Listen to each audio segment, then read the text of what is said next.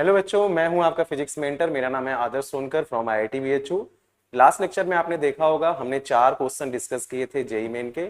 आज फिर से हम 4 क्वेश्चन डिस्कस करने वाले हैं। देखने वाले हैं कौन से टॉपिक से सवाल आया है, कौन सा फार्मूला हमें यूज करना है और कैसे यूज करना है। आज हम ये डिस्कस करने वाले हैं, जिसमें हम डिस्कस कर रहे हैं इलेक्ट्रिक चार्जेस एंड फील्ड के पीवाईक्यूज। तो आज हम देखते हैं कि कौन कौन से सवाल आए हैं। चलिए आगे बढ़ते हैं। तो सबसे पहले हम बात करें तो जो पहले टॉपिक से सवाल आया है उसमें बात किया गया है electric field and electric potential due to electric dipole. यानी इलेक्ट्रिक डाइपोल की वजह से किसी पॉइंट पर अगर हम क्या निकालें, इलेक्ट्रिक फील्ड या इलेक्ट्रिक पोटेंशियल। तो ये हो गया, मान लो तुम्हारा ये डाइपोल हो गया एक तरीके से -q + q, और ये डिस्टेंस स्मॉल है 2m, और इसके एक्सिस पे अगर कोई पॉइंट ले ले P, तो वहां पर आपका इलेक्ट्रिक फील्ड होता है 2kp / r3, where k is 1/4πε0। ठीक है। और अगर मैं पोटेंशियल की बात करूं तो kp/r2 होता है। अगर हम इसके बात कर रहे हैं कि परपेंडिकुलर, जिसको हम बोलते हैं इक्वेटोरियल पॉइंट, अगर यहाँ पे कोई पॉइंट है देन उसको हम बोलते हैं कि इस पॉइंट पर अगर कोई पॉइंट P है तो उसे बोलते हैं इक्वेटोरियल पॉइंट। इक्वेटोरियल पॉइंट पर अगर हम इलेक्ट्रिक फील्ड की बात करते हैं तो वो एक्सियल का जस्ट हाफ हो जाता है kp/r3, और पोटेंशियल कितना हो जाता है 0, क्योंकि पोटेंशियल का जो फार्मूला होता है वो कुछ ऐसा होता है 1/4πε0 p vector dot r vector और डिवाइड बाई r क्यूब। सही, p vector dot r vector और डिवाइड बाई r क्यूब, ऐसा कुछ होता है।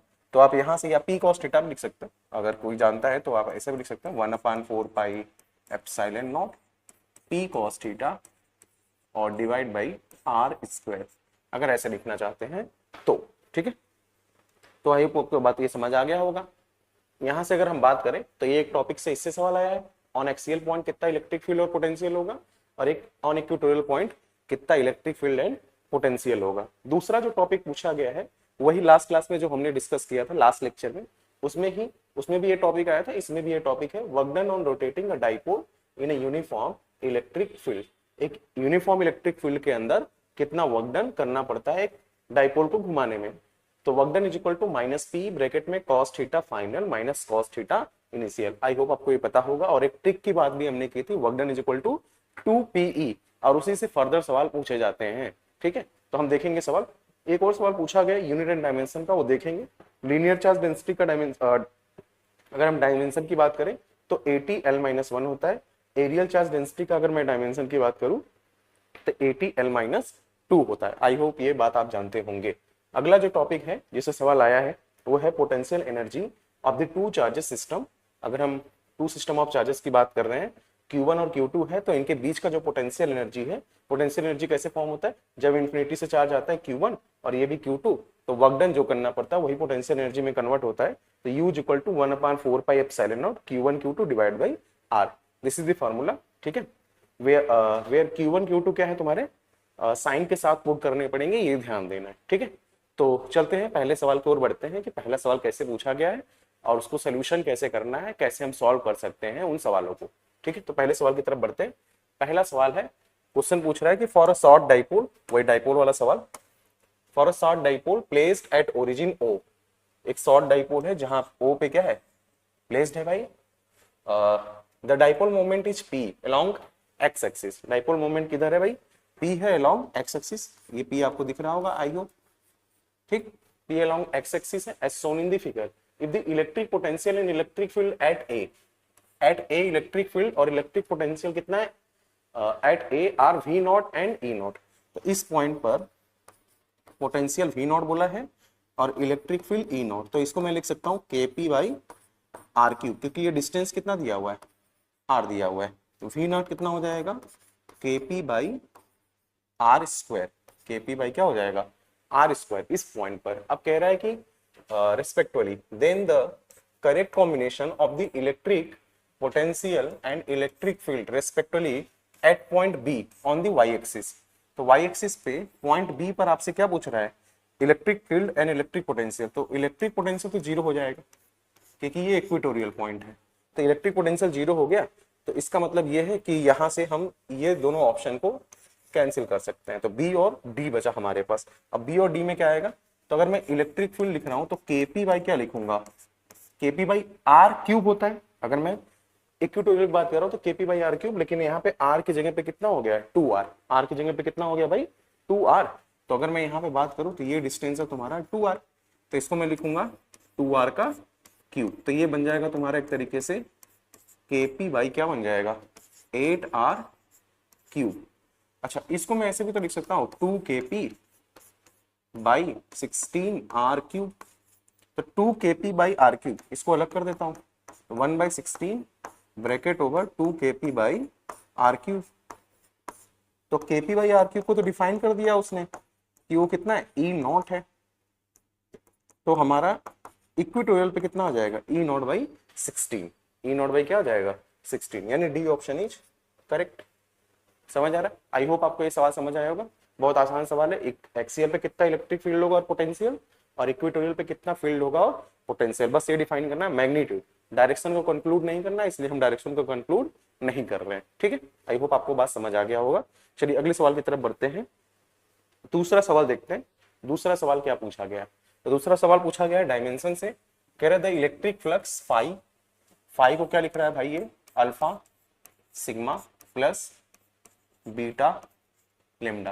कह रहा है where lambda and sigma are linear and surface charge density, surface charge density बोलो या एरियल चार्ज डेंसिटी रेस्पेक्टिवली। कह रहे alpha by beta represents, alpha by beta किसको रिप्रेजेंट कर रहा है? तो सबसे पहले बीच में लगा है प्लस, प्लस लगा है, इसका मतलब फाई का डायमेंशन किसके इक्वल होगा alpha into sigma is equal to होगा बीटा इंटू लेमडा के। तो पहले इन दोनों को लेके सॉल्व करते हैं।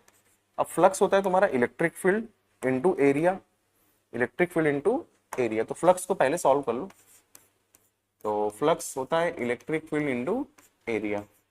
अच्छा इसको मैं ऐसे भी लिख सकता हूँ एफ बाई क्यू ना, ई बराबर एफ बाई क्यू। तो यहाँ से अगर मैं देखूं तो डायमेंशन लिखते हैं जरा। फोर्स का डायमेंशन mlt माइनस 2, चार्ज का हो जाएगा 80 और एरिया का हो गया L2। तो कुछ कैंसिल हो रहा है नहीं, तो चलो m L cube t minus 3 हो जाएगा, ये t1 है ऊपर जाएगा तो -1, -2 ऑलरेडी है, -1 ये -3 और a पावर 1 है तो ऊपर जाएगा तो -1 हो जाएगा। तो ये आ गया तुम्हारा फाई का डायमेंशन। फाई का डायमेंशन मेरे पास जब आ गया तो मैं आराम से किसी को भी सॉल्व कर सकता हूँ। जस्ट वेट, ठीक है। तो ये फाई का डायमेंशन आ गया, तो रखते हैं यहाँ पे। तो फाई का डायमेंशन कितना जस्ट अच्छा, यहाँ पे एक चीज और कर सकते हैं। फाई का डायमेंशन निकालने की भी जरूरत नहीं क्योंकि अल्फा बाई बीटा पूछ रहा है। तो अगर मैं यहाँ लिखूं, चलो तो एक तरीका तो ये है कि आप फाई रखिए, अल्फा अलग से निकालिए, फिर फाई रखिए, अल्फा अलग से निकालिए, सॉरी बीटा अलग से निकाल लीजिए, लेमडा रख के फिर उनका रेशियो निकाल लीजिए। और यहाँ से हम ऐसे भी कर सकते हैं dimension of phi divide by dimension of sigma, ठीक है। और दूसरा फाई डायमेंशन ऑफ फाई और divide by dimension of lambda is equal to beta. तो यहाँ फ्लक्स की भी जरूरत नहीं पड़ेगी। तो आई होप मैं इसको क्या करता हूँ, सॉरी ठीक है, यहाँ से ऐसा करते हैं, निकाल लिया तो कोई दिक्कत नहीं, यहाँ पे सॉल्व कर लेते हैं। चलो तो हमें क्या चाहिए अल्फा बाई बीटा। तो अल्फा बाई बीटा करते हैं। अल्फा बाई बीटा करेंगे तो अल्फा हो गया तुम्हारा फाई बाई सिग्मा और ये हो जाएगा फाई बाई लेमडा। तो फाई से फाई क्या हो जाता है कैंसिल, लेमडा को ऊपर ले लेते हैं, लेमडा और डिवाइड बाई क्या करते हैं सिग्मा। तो alpha by beta is equal to lambda की वैल्यू कितनी हो गई, ये हो गया तुम्हारा चार्ज पर यूनिट लेंथ ना। तो चार्ज हो गया तुम्हारा क्या 80, तो ये हो गया 80 L-1। दूसरा हो गया सिग्मा की वैल्यू 80 L-2। 80 से 80 कैंसिल, L-2 ऊपर जाएगा, इससे ये कैंसिल L-1। तो आंसर कितना आ जाएगा alpha by beta is equal to ये आ जाएगा L, यानी लेंथ या डिस्प्लेसमेंट को ये रिप्रेजेंट करेगा। तो डिस्प्लेसमेंट हो जाएगा, चार्ज नहीं, इलेक्ट्रिक फील्ड नहीं, एरिया नहीं, सही है। तो अल्फा बाई बीटा किसको रिप्रेजेंट करेगा भाई, लेंथ को। किसको रिप्रेजेंट करेगा, लेंथ को रिप्रेजेंट करेगा, ठीक है। आई होप आपको ये सवाल समझ आ गया होगा। चलते हैं आगे बढ़ते हैं, अगले सवाल को देखते हैं। अगला सवाल क्या पूछ रहा है? तो अगला सवाल है 2 charges 7 microcoulomb, 2 charges 7 microcoulomb and minus 4 microcoulomb, 7 microcoulomb and दूसरा है माइनस 4 माइक्रोकूलम्ब आर प्लेस्ड, कहाँ पे प्लेस्ड है भाई? -7,0,0 और ये किस पे प्लेस्ड है? 7,0,0 पे, सेंटीमीटर में है। एप्सिलॉन नॉट की वैल्यू गिवन है, कह रहा है the electrostatics potential energy, electrostatics potential energy of the charge configuration. तो आपको एनर्जी अगर निकालना है तो 1/4 एप्सिलॉन नॉट Q1 Q2 और डिवाइड बाई क्या? R। तो वैल्यू रख दो 9 × 10⁻⁹ और पहला वाला चार्ज कितना हो गया? 7 × 10⁻6 और दूसरा वाला चार्ज -4 × 10⁻6। अच्छा डिस्टेंस कितना हो जाएगा? 14। डिस्टेंस कितना हो जाएगा? 14 सेंटीमीटर ना। तो 14 और इंटू 10⁻, कितना? माइनस कितना?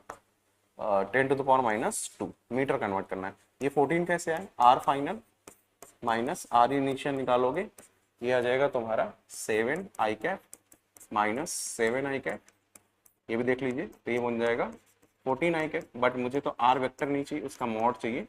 तो इसका मॉड कितना आ जाएगा? 14 सेंटीमीटर, जिसको मीटर में कन्वर्ट कर दो 14 × 10⁻2 मीटर। ठीक है, तो अब इसको सॉल्व कर देते हैं। 7 2 जा कितना? 14,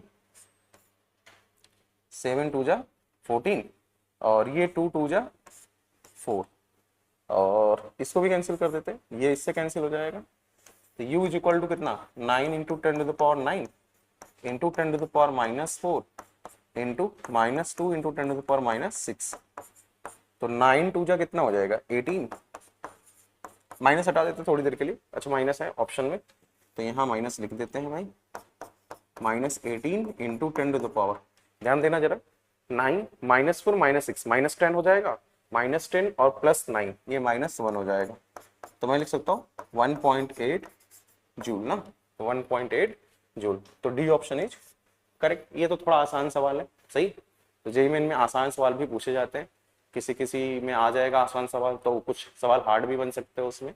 ठीक है, चलिए तो अगला सवाल देखते हैं, लास्ट सवाल, फोर्थ वाला। कह रहे 2 चार्जेस है, -4 microcoulomb and 4 microcoulomb constituting an electric dipole. मतलब ये इलेक्ट्रिक डाइपोल बना रहे हैं एट -9 सेंटीमीटर और +9 सेंटीमीटर पे है। मतलब -9 सेंटीमीटर 0,0 और दूसरा है 9 centimetre 0,0 in electric field of strength कितना दिया हुआ है? 10⁴। The work done on the dipole in rotating it from the equilibrium. Equilibrium का मतलब होता है भाई 0 डिग्री। इक्विलिब्रियम का मतलब कितना होता है? 0 डिग्री होता है। और थ्रू कितना? 180 डिग्री। तो 0 से 180 डिग्री अगर मूव कराना है तो work done is equal to -PE cos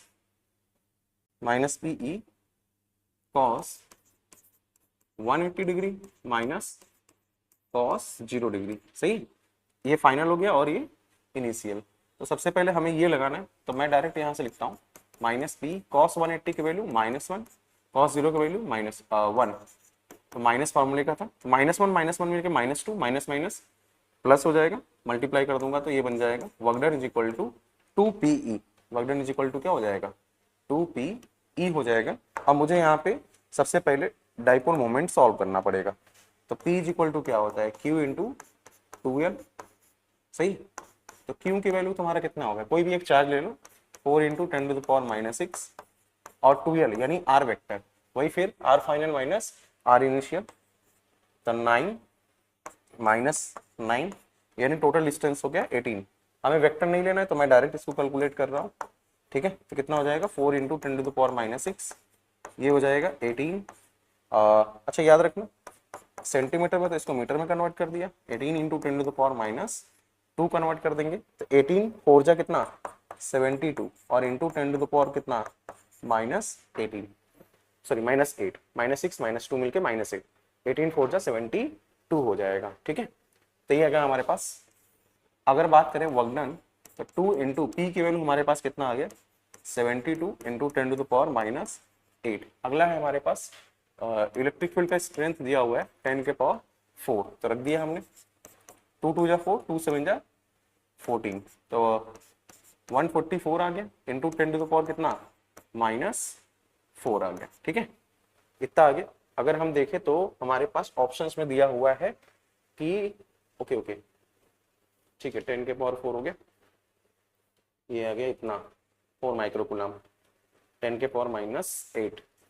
ठीक है, तो इसको मैं ऐसे भी तो लिख सकता हूँ 14.4 into 10 to the power -3 joule. अच्छा, इसको ऐसे भी लिख सकता हूँ 14.4 और 10 के पावर -3 को लिख दिया मैंने मिली, 10 के पावर -3 को क्या लिख दिया भाई, मिली जूल लिख दिया।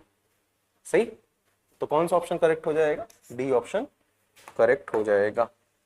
ठीक है, तो आई होप आपको ये सारे सवाल समझ आ गए होंगे। तो धन्यवाद वीडियो देखने के लिए यहाँ तक। अगर आप यहाँ तक देख रहे हैं तो प्लीज चैनल को सब्सक्राइब कीजिए, लाइक कीजिए, बेल आइकन को प्रेस कीजिए और वीडियो को जरूर शेयर कर दीजिए अपने ग्रुप के अंदर, ताकि बाकी बच्चों तक ये लेक्चर्स पहुंच पाएं और वो जेईई मेन के पीवाईक्यूज को सॉल्व कर पाए। धन्यवाद।